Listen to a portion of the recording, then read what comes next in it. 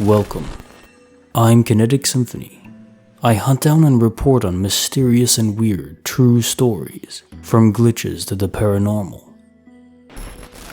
Case file number 326, written by Drin21. When you're asked where your son is, but you don't have children. This story happened last year. That afternoon, I was at the airport and ordered a taxi online to take me home. The taxi driver called me, and because the airport was so noisy, I walked to a quiet place so I could hear his voice as well. He picked me up in a car that had 3 rows of seats. I put my suitcase in the second row and sat beside the suitcase. We chatted the whole drive. In the middle of the chat, he suddenly asked if my son was asleep because his voice was no longer heard. I thought I heard it wrong, so I didn't answer, and we talked about other things. When we arrived, I opened the door and got off with my suitcase and said goodbye to him. He asked me, "Where's your child?" I said I have no children, and his face went pale. He immediately got down and checked the back seat, and indeed, there was no child there. He panicked and said when he called me, he heard a child's voice chattering faintly. I was alone there. I walked far enough that the closest person was still very far from me. There were no children around when he called. Before I got into the car, he saw a small boy getting into the car as well. But when I was inside, he was confused because he didn't see the boy and thought maybe the boy was lying on his back in the 3rd row, so he couldn't see it from the front. Then when he asked me why the boy didn't speak anymore, because the first few minutes he sometimes still heard laughter, due to me not answering, he thought that the boy was asleep. I don't know if this taxi driver was playing a prank on me or not, but he looked really scared. It was top-notch acting if it was a prank. His hands were cold and shaking. Case notes. So the first question that pops into my mind is that you said that you don't have children, but does that mean that you never had children before? Or did you have a son and he passed along for some reason? I certainly hope not, but it would explain a few things if that was the case. But if you've never had children ever, then that is very strange. You know, makes me wonder if we are in a simulation, as I really love to think, then you can think of life as a game. So maybe the taxi driver saw your future son if you choose to have parents, and if he chooses you. Just a thought. Case file number 327, written by Edelea. Looking at the sky with her boyfriend, and she sees the grid. I have to start this off by saying there were absolutely no drugs or alcohol or anything of that kind involved. We were sober as one can be. Okay, so this was about 2 years ago, not last summer, but the one before that. Me and my boyfriend, 24 and 25 at the time, went to visit his grandma in the countryside for a few days. One night, probably around 8 p.m., we went into the garden to relax and look at the fireflies that were starting to show up. The sun had set, but the sky was still a pale blue, not really dark yet. Grandma has a bed outside in the garden, used basically as a couch, so we decided to just lay there for a while. At one point, probably just a few minutes later, I noticed very clearly a pale, white, grid shape in the sky.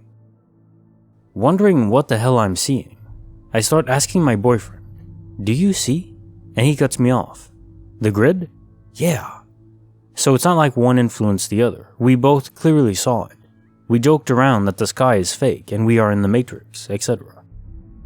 We often have matrixy experiences, so it wasn't really anything shocking. But this has honestly been the cherry on top of everything else. I don't remember thinking of taking a picture, or maybe we thought it wouldn't be visible enough and that it's pointless to even try. Not sure. But we kinda just accepted it and shrugged it off, had dinner and went to bed. 2 years later, and I've never seen it again, and I've tried. We mention it now and again like, "Hey, remember the grid?" "Yeah, I haven't seen it either," etc. I love looking at the sky in general, clouds, shapes, colors, stars, whatever it may be, and yet I still never saw it again, not even a glimpse.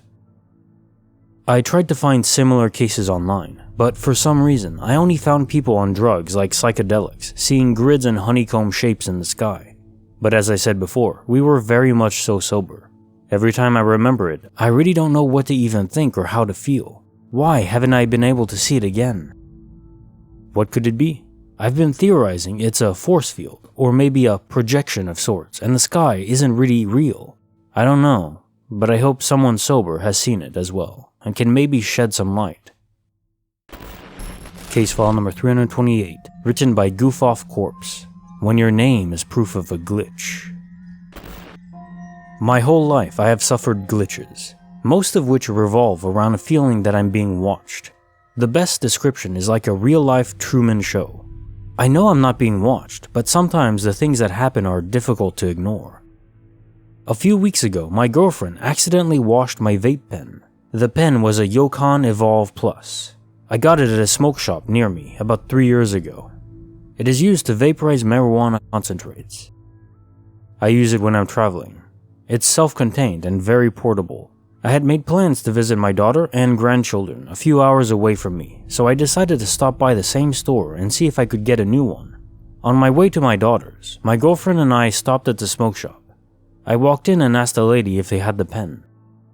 She said they did not and don't carry that type of device anymore, and really acted like she didn't know what I was talking about. I asked if they had anything that would be comparable, and she took me to a glass case in the corner of the shop.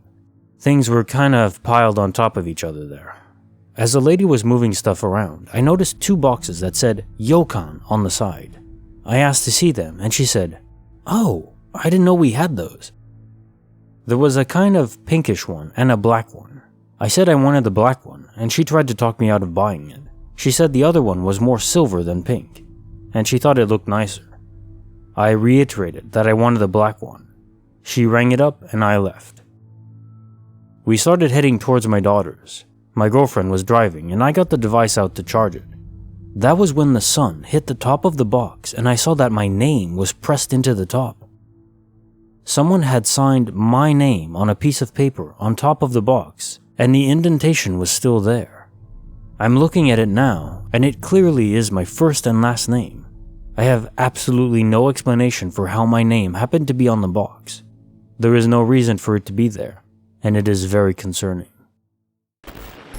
Bonus file, written by Anagram 85. A full-scale bed, moved on its own. This happened years ago, in about 1997, when I was 12 or 13, and I still haven't come up with a good explanation for it.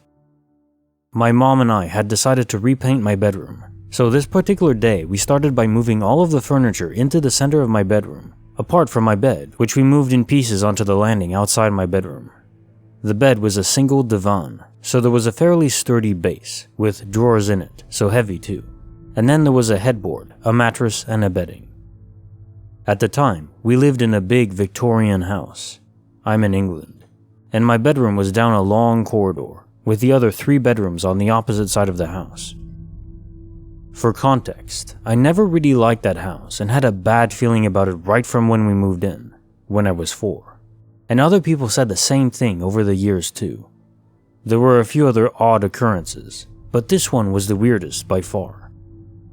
That day, we closed my bedroom door and set to painting my walls. This took all afternoon, though we had a break, so we were in and out of my bedroom a couple of times. Once we'd finished painting, my mom had an appointment for the plumber to come around to diagnose a problem with the boiler. He wasn't there long, maybe 10 minutes at most. And then we had dinner. It was early evening when my mom said we could probably put all the furniture back into my room and get it ready for me to sleep in that night. However, we moved all the furniture from the middle of my room back into place, then went to get my bed and it was just gone.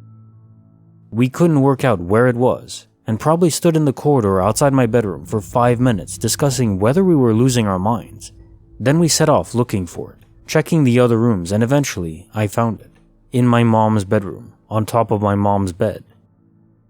It was set out exactly as it should be, with the divan base the right way up, the mattress on top, the headboard in the right place, etc.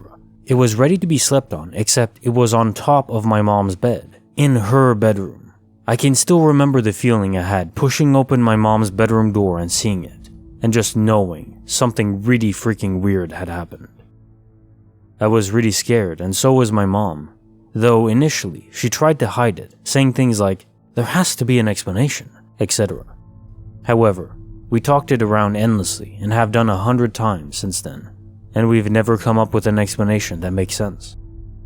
My mom even called the plumber that night to ask if he'd moved it, and he was very perplexed and said no, because why would he have done it? And more importantly, how could he have done it when he was only there for 10 minutes and was checking on something in the boiler the whole time?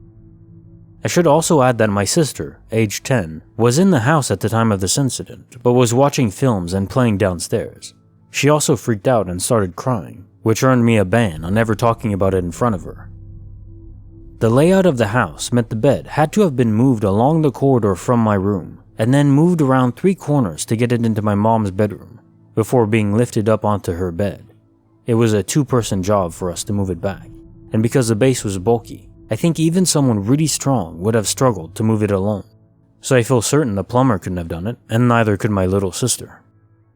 One thing I've always wondered is at what point the bed moved. We were in and out of my bedroom all day, but we only noticed it wasn't where it should have been when we went to put it back into place. I have no idea what happened, but when I think about it now, it still freaks me out.